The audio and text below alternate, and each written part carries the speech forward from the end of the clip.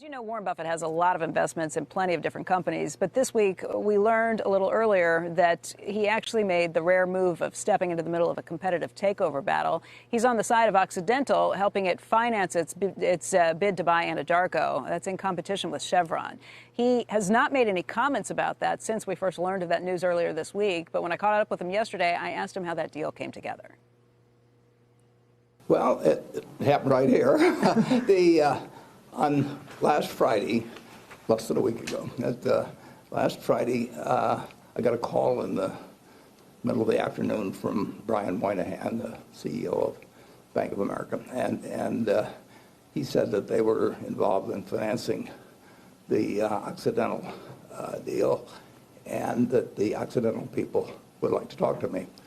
And I said, fine, I can talk to them anytime. And I think he emailed later on and said this, that Vicki Holloway, CEO, was traveling and that she'd call me the following morning.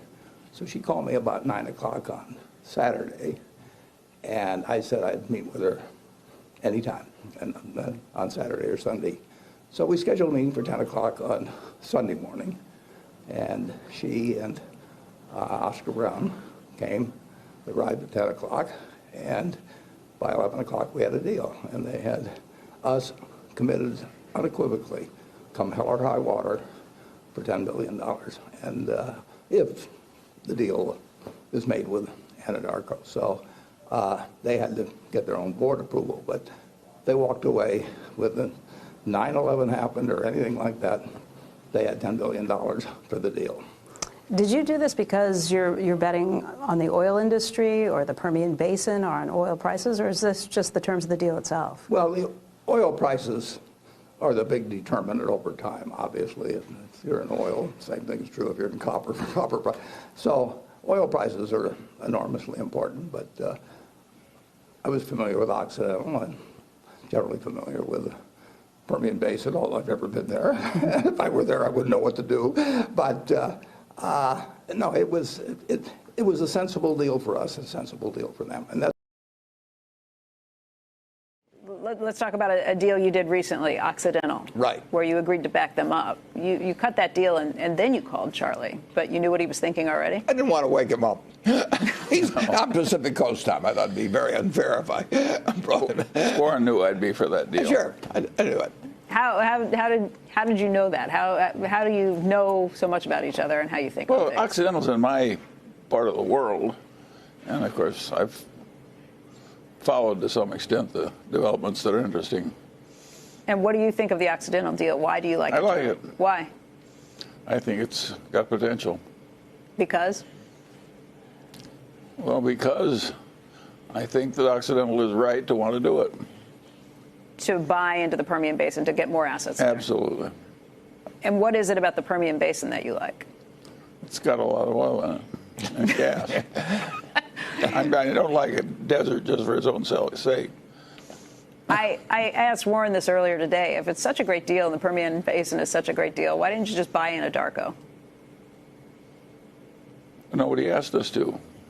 Yeah, well, and that may sound strange, but who knows if they'd come to us? You know, we do usually wait till people come to us. So it isn't like if we wanted to buy into the field, we necessarily start dialing and flying around and everything. Occidental knows a lot about the basin, and we don't. Of course, yeah, of course we like having somebody with us that knows something about it. Yeah, when we were at Solomon, we had something called Anglo-American, some promotional operation. Anglo-Persian. What?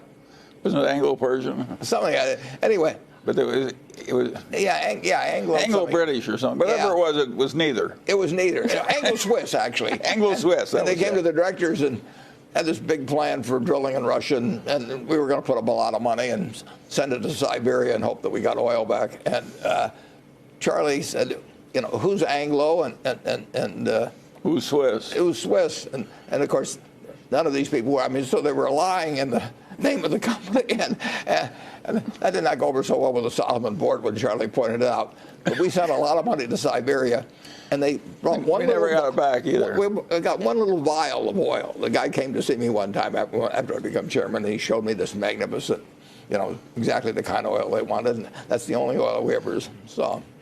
And it was producing 50,000 barrels a day toward the end. They just kept it all. Anglo-Swiss. Anglo-Swiss. Let me No Anglos and no Swiss, just lies all the way down. Let me ask you, though, about Occidental and the steel in particular. If you like the Permian Basin, but you've also both commented on times when you think you've paid too much in the past. Is there a number that would hit that you would think, okay, this is paying too much for the Permian Basin, too? Charlie? Of course. All the time. We always think that way. Yeah. But it's not anywhere near at the price that they're paying right now? We don't know. Maybe the last dollar. All we know is we're willing to do it.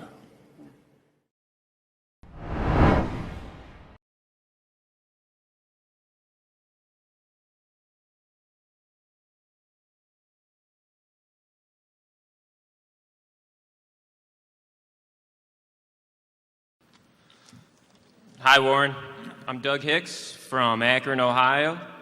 And you hear on the news lately, a lot of people say that oil will run out during this century. Considering the U.S. policy is to do nothing until the very last second, how do you think the end of oil will play out?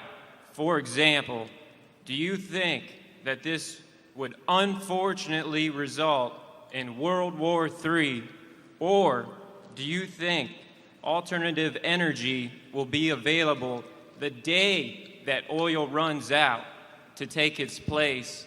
And maybe do you think these oil companies' value will go to zero when oil runs out? Yeah, oil won't run out. It doesn't work that way. What oil will do at some point, who knows when, people have predicted a lot of everything. So oil at some point, daily productive capacity throughout the world will first level off and then start declining very gradually. The nature of oil extraction is such that wells don't, with rare exceptions, they don't go to a given point producing 100 barrels a day and then all of a sudden quit or anything like that. So you run into this depletion aspect and get into decline curves and that sort of thing. So we're producing in the world 86 or 87 million barrels a day of oil, which is more than we've ever produced before. We are closer, by at least my calculations, we are very much closer to producing almost as much as our productive ability is in the world with fields in their current stage of development than we've ever been. I mean, our surplus capacity, I think, is less than, well, any time I can remember, and it's quite a bit less than most periods. So we don't have the ability to crank up in any short period of time the 86 or 7 to 100 million barrels a day. But whatever that peak will be, and whether we've hit it 5 years from now or 50 years from now, then it will just gradually taper down, and the world will adjust to it, and hopefully we'll be thinking about it well before it happens, and various adjustments will be made in the world that will cause the demand to somewhat taper down as the available supply. But we will be producing oil far beyond this century. It's just the question is whether we're producing 50 million barrels a day or 75 million or 25 million barrels a day. I don't know the answer to that. There's a lot of oil in place in the world. We've messed up the recovery of a lot of the oil. I mean, we never recovered the total potential of fields, and some fields we've misengineered in ways so that we'll recover a very small percentage. Now maybe there'll be better engineering, tertiary recovery, and that sort of thing in the future. It's nothing like an on and off switch, though, in terms of the world producing oil or adjusting to reduced capacity or anything like that. You may still have enormous political considerations to access to the available oil because it's going to be so darned important to our society for so long. there's nothing we can do in any short period of time that will wean the world off of oil. And, that is a fact of life. Charlie? Well, if we get another 200 years of economic growth pretty well dispersed over the world, while the population of the world also goes up, all of the oil, coal, natural gas, and uranium reserves of the world are like nothing. So eventually, of course, you have to use the sun. There is no other alternative. And I think we can confidently predict that there'll be some pain in this process of adjusting to a different world.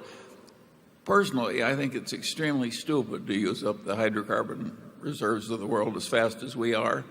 I don't think we've got any good substitutes for those things as chemical feedstocks. And I think it's perfectly crazy to use up something so precious for which you have no alternative that's sure to be available. And if you look at it backwards, what should we have done? Hell, we should have bought all the oil in the 30s in the Middle East and taken it over here by tankers and put it in our own ground. I mean, it's obvious to see what should have been done in the past. Even though that's obvious, are we doing the equivalent of that now? And the answer is basically no.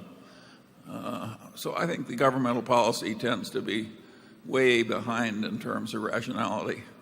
And I think we'll just have to soldier through. But eventually, if we're going to have a prosperous civilization, we have no other alternative than the sun.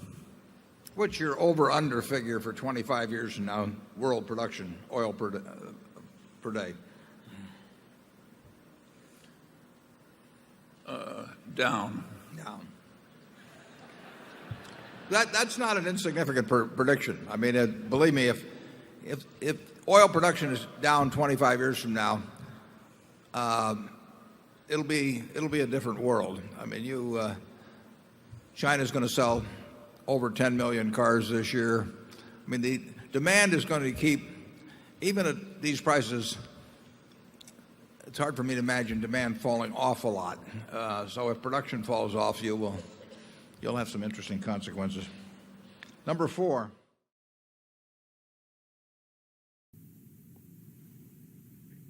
Yeah. If we could get your thoughts on knowing how much you understand about Charlie Munger and Warren Buffett's style of investing, about their foray into Occidental, because for the longest time they had avoided materials and very cyclical commodities, and then entering into Occidental, and they keep ramping up their stakes. What do you think of that as an investment? Yeah, so I think both of them have been investors in oil and gas for a very long time. Munger made a investment in what was eventually one of his biggest mistakes because he didn't buy enough Belridge oil in 1977. So that's like 46 years back. So they've and Charlie will tell me things. I have a good friendship with Charlie. I usually see him 4 or 5 times a year for dinner, and I used to play a lot of bridge with him. Sometimes I'd be at his place and he'd tell me, and he's living in Hancock Park in LA. He says that we are sitting on top of an oil field, and so then he explained to me how that whole area actually was an oil field, but then because so many humans moved in and the real estate prices became more attractive to build homes and sell the real estate that way than to drill for oil, that LA basically developed without really extracting the oil, so to speak. So it still sits there. One time I was talking to him and he mentioned that he would love to have a investment in Exxon and be able to get a commitment from the management that they would do no more capex and they would simply run all the fields with the cash flows going to the shareholders. And he had calculated it'd be a tremendous investment. And of course, oil companies don't think that way. But Oxy thinks that way. So I think the Oxy investment, if you study Occidental, what you'll find is they don't really have exploration going on. So if we look at the whole fracking business and the Permian Basin and all of that, basically when you drill a well, you've got a 90+% shot of what's going to come out. I mean, the probabilities are really high. And it's not like what used to be conventional oil. So here you've got very definitive metrics going on. And so Oxy basically has almost no speculative drilling going on. And so in effect, it looks like a CD. They're clipping the coupons. And what Oxy is doing is they have a huge gusher of cash flows coming out. And that huge gusher of cash flows is only going into buybacks and dividends. So it's all being pumped out to shareholders. And he loves that. And then they made an investment in Chevron. I think the reason they made the investment in Chevron is also Chevron has a very large position in the Permian Basin. And if Oxy was large enough, they wouldn't have gone to Chevron. Just like he bought all the US airlines, a while back he bought all because he couldn't make one bet because the size of the capital is so large. He was forced, kind of like you guys are forced, when you find one airline, you got to buy all of them because you have 30 positions, to put to work. So I think the Chevron bet is heavily a bet based on this non-exploration risk. And, the oil business lately, and of course, UT Austin knows this really well with the $8 billion that's coming out every year into the endowment. People think Harvard has the biggest endowment, but they don't really understand. We are the biggest endowment here. And you've got, I haven't seen a business school building as good as this one. Long live the oil fields. So I think the bet with Chevron and Oxy is a coupon clipping bet. And so I think Buffett looked at what US Treasuries are paying him, and he doesn't want downside. So he looked at Oxy as US Treasuries on steroids. And I think that's why he went with that bet. And what happened was that a few stocks got very interesting to us. The market has been extraordinary.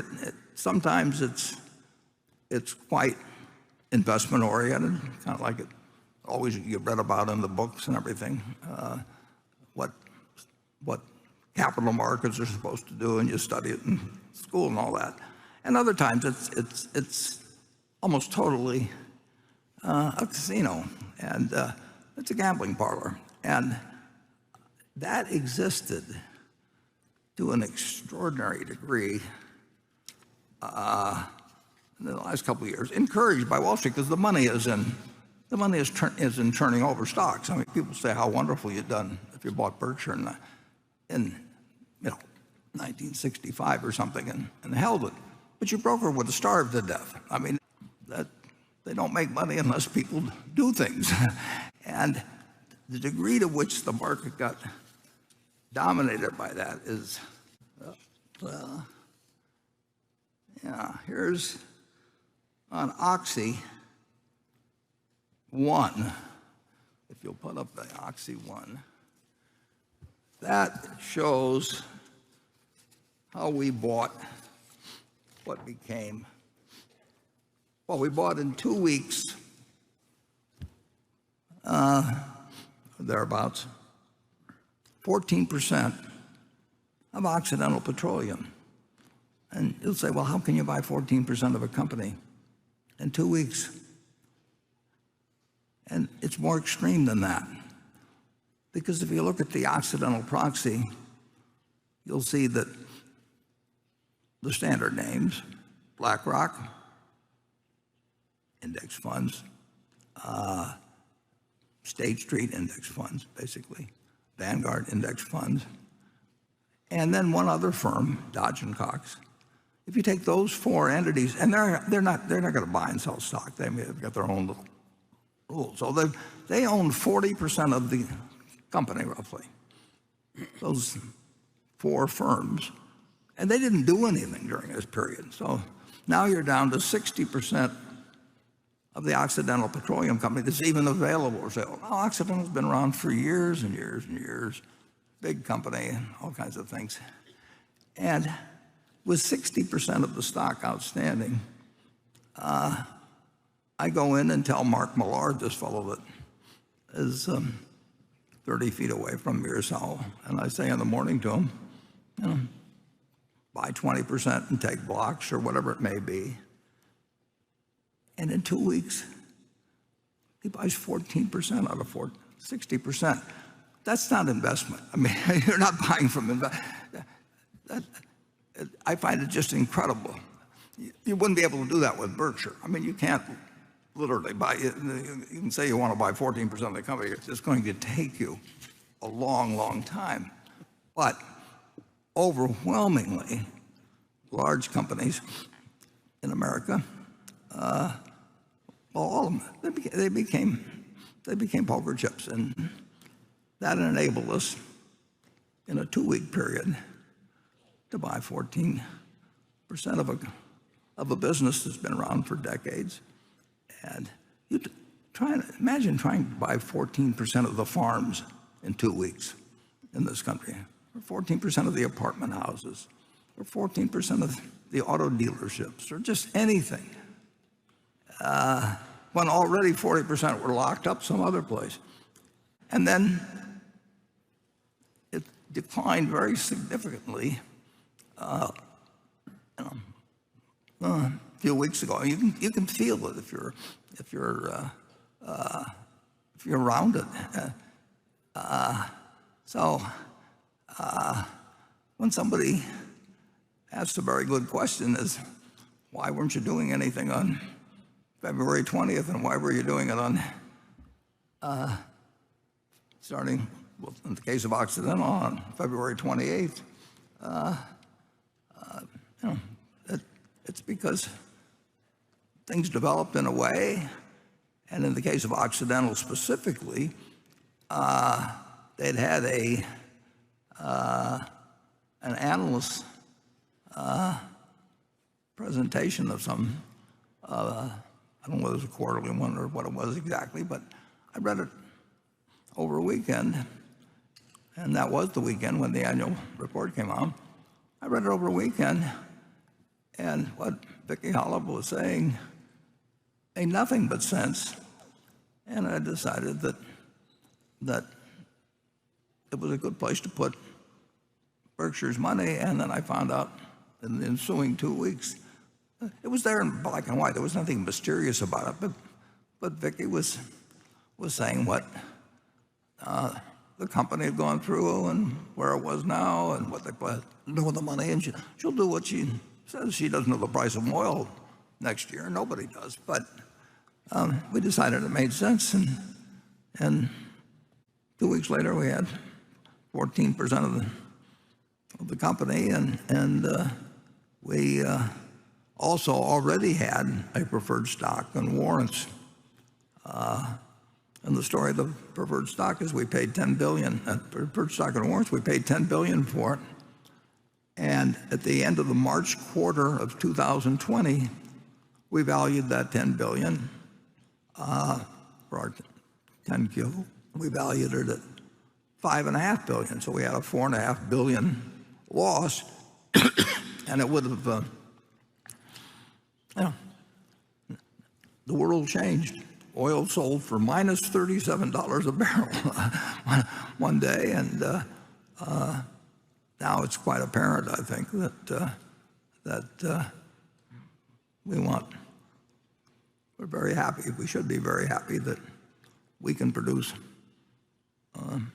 11 million barrels a day or something of the sort in the United States rather than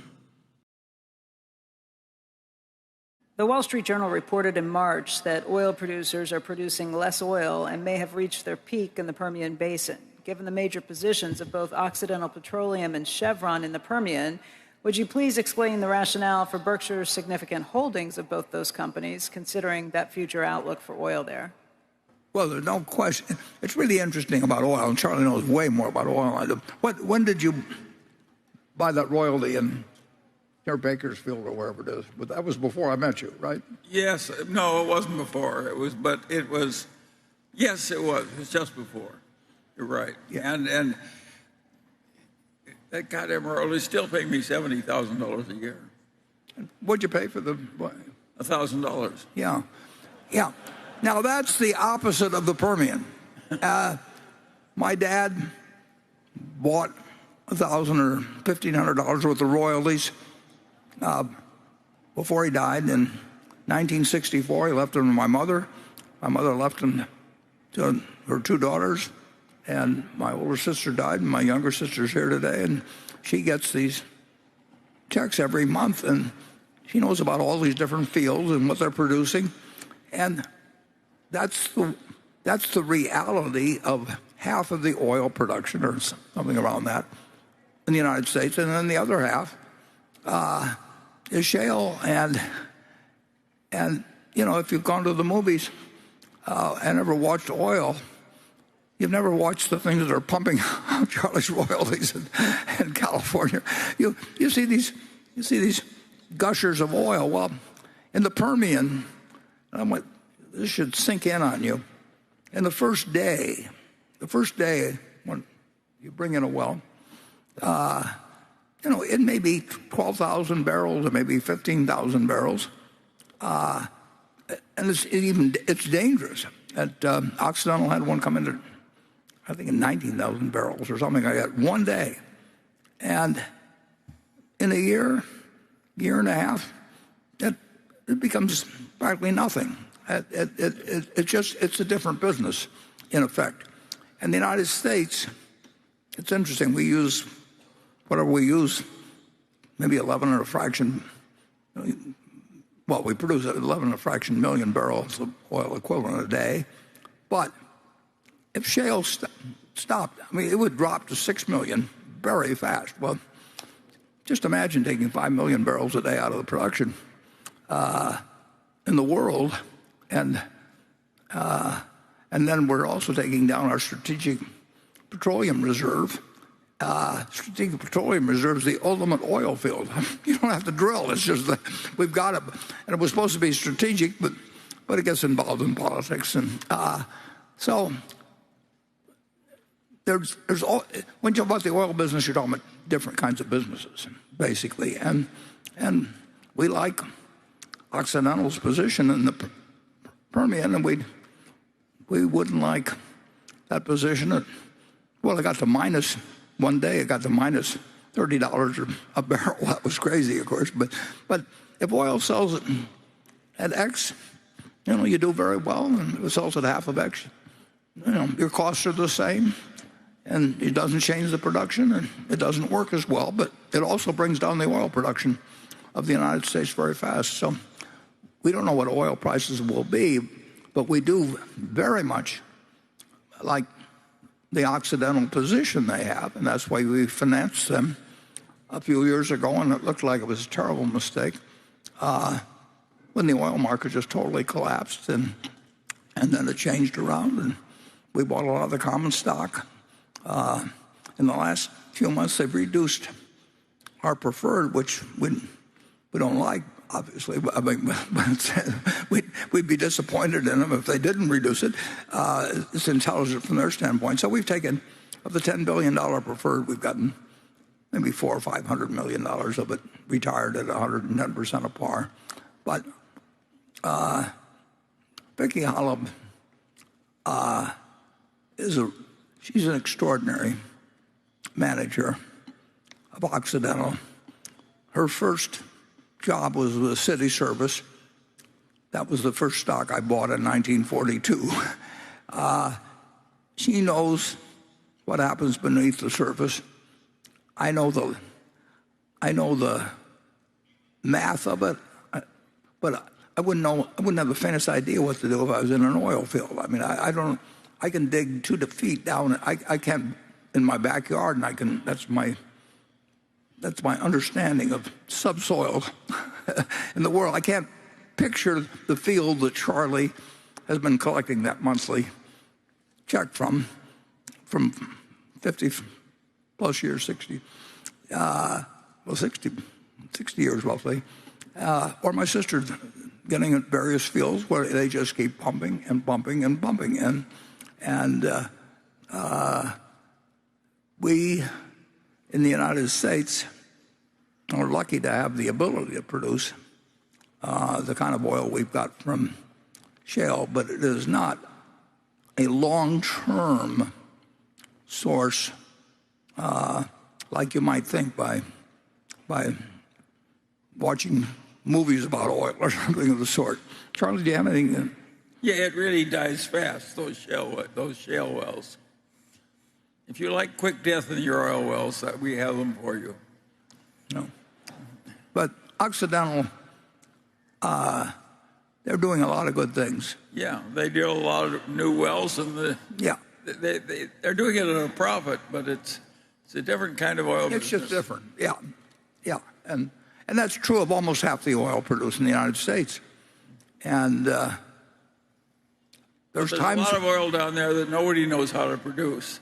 And they've been working at it for like 50 years. But they worked at the existing shale production for about 50 years before they figured it out. And it was weirdly complicated when they finally were able to do it. There's only one type of sand that works. Can you imagine a horizontal pipe, that maybe a mile and a half or something? It's just so different than what you think about. It goes laterally for 3 miles, 2 miles down. Yeah.